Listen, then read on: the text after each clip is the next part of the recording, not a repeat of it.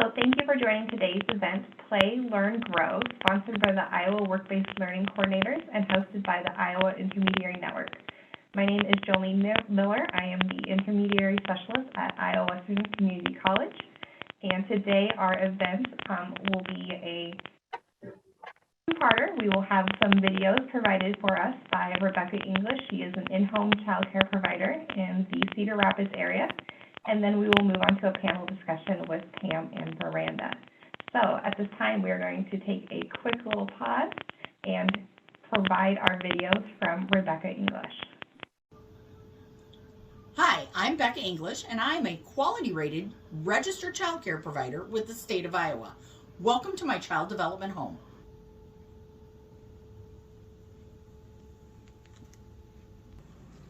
So a little bit about myself is I am married and I'm a mother of two grown children. I have a 22-year-old, almost 23, and a 17-year-old.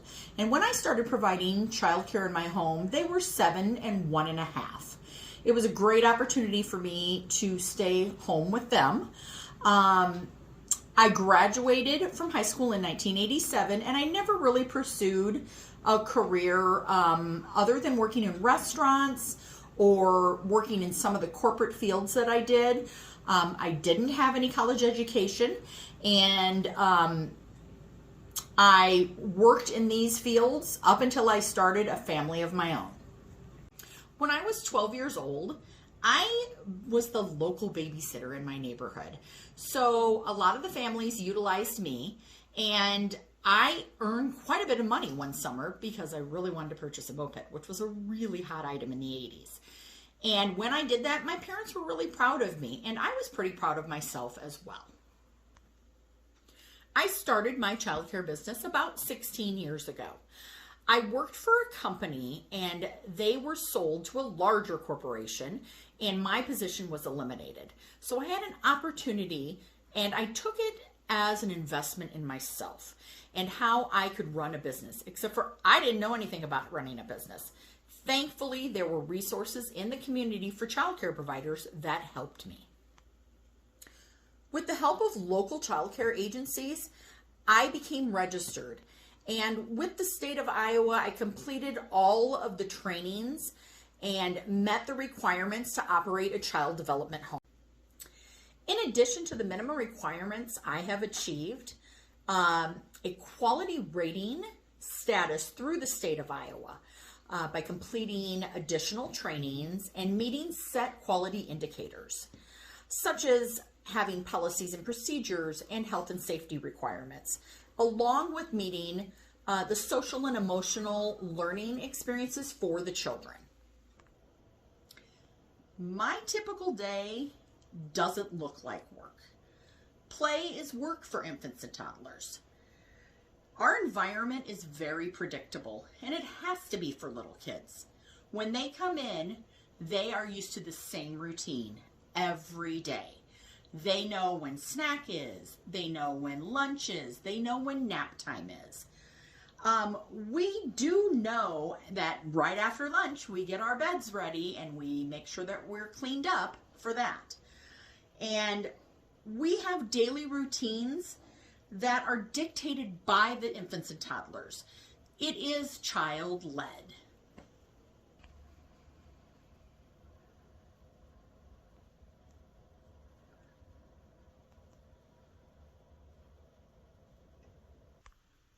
The best part about being a child care provider is seeing the children grow and experiencing life through a child's eyes. Everything is full of wonder. Everything's exciting. Being an adult, we forget what the world is like. It's the best part of watching the world around you, is seeing everything fresh and new. Registered child care providers have to complete some necessary trainings. One of them is a 12 hours essential training class. This is prior to starting childcare. Next, you have to have your mandatory reporting child abuse training class. This is repeated about every 3 years. CPR and first aid, pediatric or infant toddler, needs to be completed every 2 years also for your training requirements. registration period is every 2 years. So you do need to renew these about on the same time frame.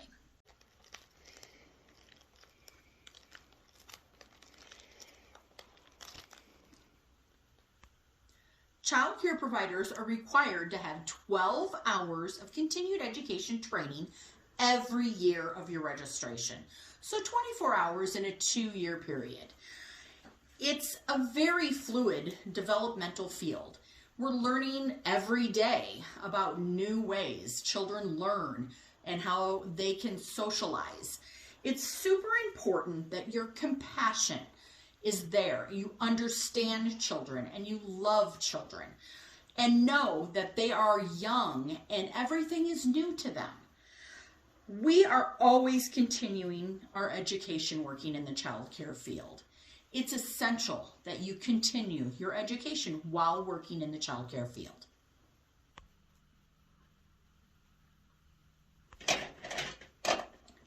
Child care will always be in demand. As a cultural area, we have families that want to start families. So they typically get jobs to pay their bills and provide for their children and put a house, have a roof over their heads.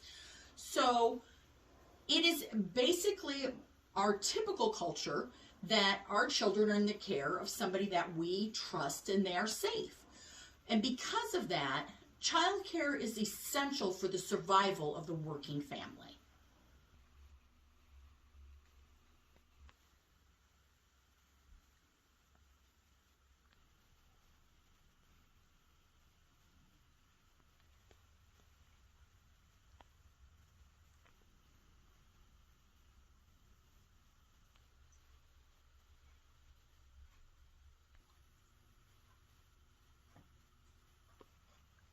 When parents arrive at my house, they log in to my program.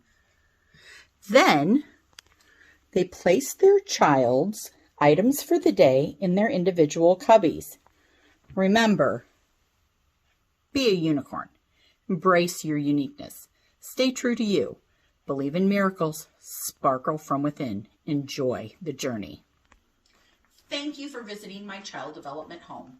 Remember, we are the workforce behind the workforce. I hope that someday you will look at the child care field and know that you can make a difference in shaping the future of a child's life. Great, jumping into our panelists, we have Pam and Miranda on the call, and we will go ahead and get started with some introductions from our panelists. We will go ahead and we'll start off with Pam. Hi, my name's Pam Mahoney, and I work at the Iowa Association for the Education of Young Children. I have worked here as a teach counselor for the past 7 years. Before that, I was a center director in Knoxville, Iowa, of a large child care center. And I got my background actually at Iowa State University quite a while ago, and have had a lot of experience in child life, in hospitals, and in preschool, and then in the child care world. I work currently at Iowa, we call it AEYC, and we assist people in the early childhood field who want to go back to college and earn their college degree. So that's my job. Wonderful. Thank you, Pam, for joining us today. And next we have Miranda. Hi, I'm Miranda Namey. I am currently a center director in Cedar Rapids. I am the executive director for the Collins Aerospace Day Academy. I have been an administrator for a childcare center for the past 18 years. I received my bachelor's of arts in elementary education, fell into the childcare world and has not left and don't plan on leaving anytime soon. I did get my master's in early childhood about 3-4 years ago, realizing my heart is with the little ones. And I am also co-owner of a business called Quality Beginnings, and our business manages the Collins Aerospace Day Academy for Collins Aerospace, the company. Thank you for joining us as well. So jumping into some of our questions, one of the biggest questions that we have from high school students is, what are some of the different childcare settings? In-home, we hear about Montessori, we hear about centers. So for somebody that is unfamiliar, what would be some of the similarities and differences between these childcare options? Amanda, can you give us some information? There is a variety of choices for families regarding childcare for their children. Some of the ones that you mentioned are the in-home programs. We have center programs, and there's preschool programs that are out of school districts, and then there's Montessori's as well. We all run a little bit different. In-home, it tends to be a smaller setting, less children, but it's also mixed ages. So they can have infants all the way up to 5-year-olds under their care with one adult. Centers, we typically have classrooms that are all of the same age, or it might be a mixed age, depending, but it'll be very close. You may have a mixed age group of 2s and 3s together, or 3s and 4s together. And so you usually see a classroom size of all of the same age together in a center. But both programs do provide curriculum, provide activities. And the health and safety aspect is huge in both programs. So in a way, they're a little bit similar, just the environments look a little bit different. Thank you so much for clearing that up for us and kind of showing us the similarities and differences. When you're working with students that are interested in going into early childhood, what are some of the stepping stones or the key steps of going from a high school to college and beyond? Well, I would say that probably experience is a really great way to get started to see if you want to be in the early childhood field.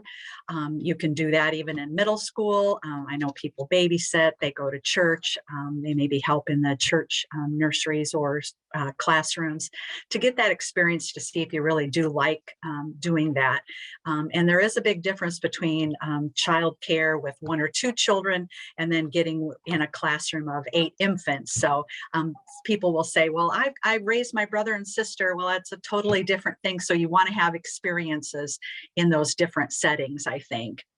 And then I guess take as many classes in high school as you can in the family consumer science realm of what they offer and get that experience about child development. So you have some things to work with when you go work with children. You've got some experiences and some good book learning involved.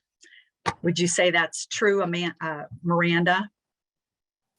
Yes, I definitely, when I interview people, we get that. Well, I like kids and I help in the school, the church nursery or whatnot. And it is completely different when you've got a classroom full of 2-year-olds when they're all the same age. So it can be a little bit more challenging.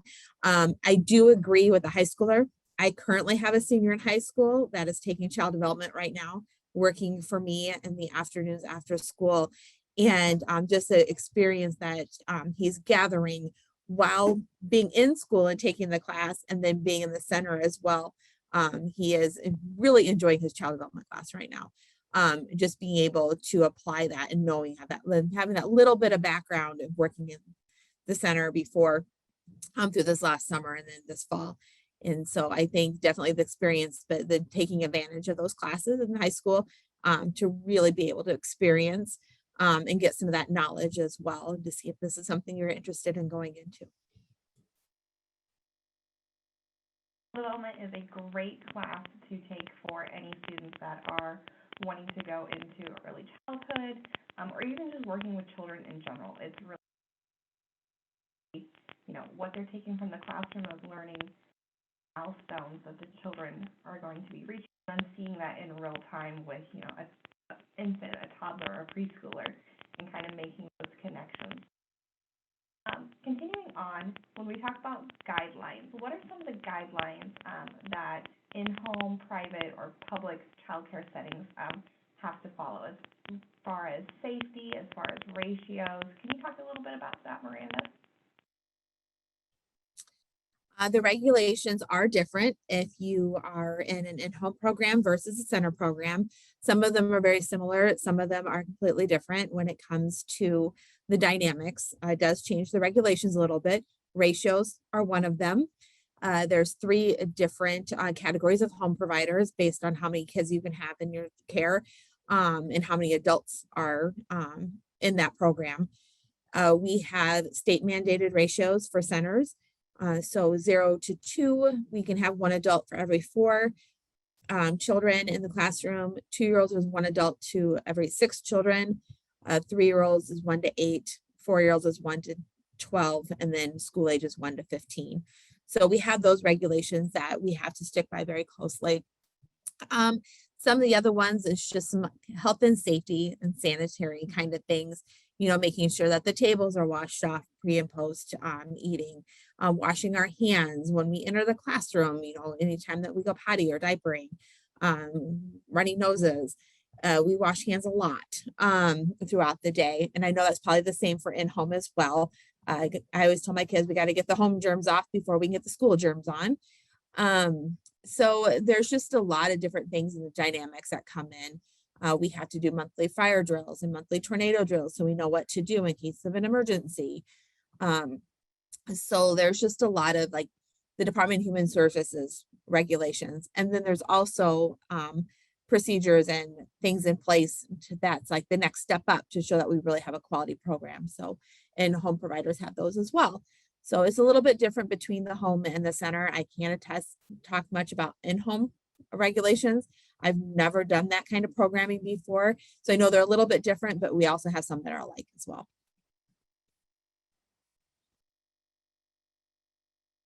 Going into kind of our current workforce, Pam, can you tell me what you're seeing from your side as far as the need for individuals working in this field? There is a really big need right now for early childhood providers. The workforce is almost in a crisis. We really need great people that like to work with young children, and they're kind of leaving the field for right now. COVID has been quite hard on centers and homes, keeping them open and keeping them staffed, and people are sick. And so it's just been really kind of a difficult year, I guess 2 years. If you are interested in children and you go in high school and earn your child development credential, which is something that we can help you do, you are almost golden. If you go into a center, you would be hired almost immediately if you have some early childhood background. So it's a good thing to think about when you're in high school, even maybe in middle school, thinking about something like that and getting that credential, getting your foot in the door. And we say that the CDA is the best first step to get you onto that professional career pathway.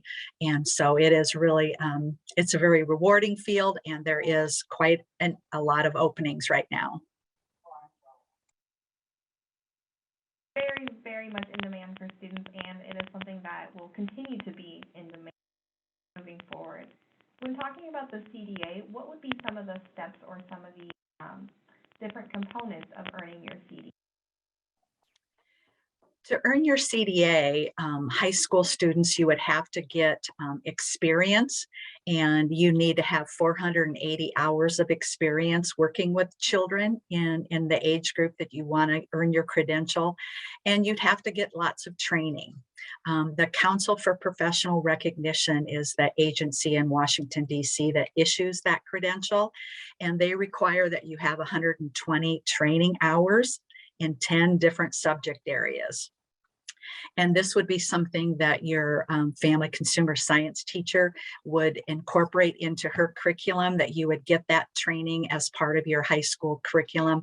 And then sometimes you can take college credit through your local community college and earn college credit, and you can get 12 early childhood credits and then earn your CDA. You have to develop a portfolio to kind of demonstrate what you learn about young children and your knowledge, and then you have to go take an exam at a Pearson VUE testing center, and you also have to be observed by what we call a professional development specialist. They will actually come into the setting where you're doing your, where you're working or doing your volunteer hours, and observe you for 2 hours and see if you can demonstrate some competencies. So then it's they put all of those things together, and the council is the one that issues the CDA credential. And that is good for 3 years that you can take. If you want to go then to a 4-year college, you can certainly get a job with that credential and keep going on your professional pathway if you want to. For students that are interested in the CDA program, about how long would you say that program takes them to? Generally, they start when they're juniors and get the experience, develop the portfolio, and then when they're seniors, they kind of finish that up and have the visit and the exam. So generally, we're looking at 2 years to complete that process. Much for information on that. So that sounds like a great option for students that know they want to go into childcare, and you're able to, as soon as you graduate, kind of step out and get into the door. Miranda, when you're looking to hire individuals to come work in your facility, what are some of the key components or key aspects that you're looking for in it? Some of the key things I'm looking for is if when they fill out their application, it's filled out completely. And then I also looked at what their education is, and it can be, as Pam said, a CDA. It's a great way to start off. It gives you that basic knowledge that you need to walk into a center or in a program to get started. So I kind of look at the education to see where they're at. And then I also look at any experience that they have. That goes right in hand with the CDA. They have to have the experience in order to get their CDA. So if they have one, then they usually have the other. But I typically look for the people with the education and the experience in childcare, and those are usually my first picks, just because I know that they've taken the time to learn more about the field and the kids that will be in their care, and then having that experience, knowing that they can be in a classroom and they'll know how to handle themselves and work with the kids in an appropriate manner. And Miranda, what would you say is one of your favorite things about your job? The favorite thing about my job, it is the kids in my building. It has to be. We have had a very stressful 2 years with COVID. It's been rough. And I keep having like, why do I keep doing this? Why do I keep doing this? You know, staff shortages and COVID and illness and all of that. And when you get a Miss Randa in the hallway and the hugs and little ones grabbing your hands or grabbing your legs in the hallway, and I look at their smiles, and that is why I do what I do. That is the most rewarding aspect of working here. It's just the smiles. And then just knowing that I'm helping these families so that they can continue to work and keeping their lives as normal as possible in this time. So it's just one of those rewarding jobs that I can't imagine doing anything else. It's the kids. The kids are the most rewarding aspect of this. I wouldn't be here if it wasn't for them. Like that would be a consensus answer for all child care providers, is that it is, like, I know as a working parent, I have a little 9-month-old at home. I would be lost without my child care provider. She is the one that keeps us all afloat and keeps us moving on and just going through these last couple of years. So, kind of wrapping up our session today, Miranda and Pam, can you tell us what you would say to a high schooler, any advice that you would give them for going into this?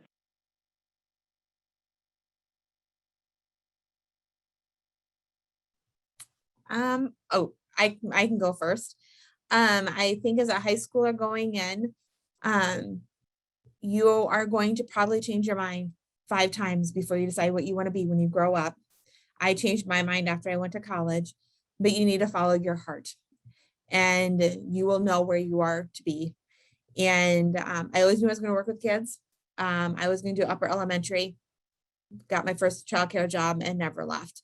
And so my path changed. So know your path will change, but you need to follow your heart. You need to make a decision with your career and what's going to make you happy and something you're going to enjoy to do, because that way you will have a lifelong career. If you pick something that you're just like, okay, let's do it, it's probably not going to last as long and you're not going to be as happy. But you need to choose a career that makes you happy and is going to make you feel like you are accomplishing something, and that you feel good about going to work. That's the big things in life. So follow your heart. Everything else will come in place. Well, I of course agree with Miranda to follow your heart. I think early childhood is a great career because you you do get your heart filled up every day, and it is something that no one can take away from you. You can start as an assistant teacher. You can move up to be a teacher. The more education you have, there is a career pathway that you can lead. That's kind of what I did. And then you can be the assistant director. You can be a director if you like that more of the managerial side of things. I taught at a college. You can go on and be an instructor. There's just all different kinds of jobs that you can do in the early childhood field. You don't limit yourself to just being a classroom, not that it's not a great goal, but just a classroom teacher. You can go on and then you could go in and maybe be a consultant, or just all different kinds of things, really. But getting with young children really kind of keeps you grounded and keeps you down to earth, and it is something that is really, like Miranda said, it makes your heart feel good. So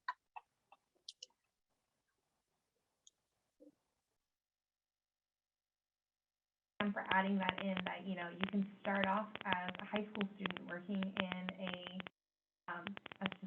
role, and then working your way up to being a lead classroom teacher, to a director, and then going on to being an educator too. I want to thank you both for joining our program today. It was very lovely to get to chat with you both, and I'm excited for our students and our educators to view this program. On behalf of the Iowa Intermediary Network, thank you again, and for more information or more events, check out iowain.org.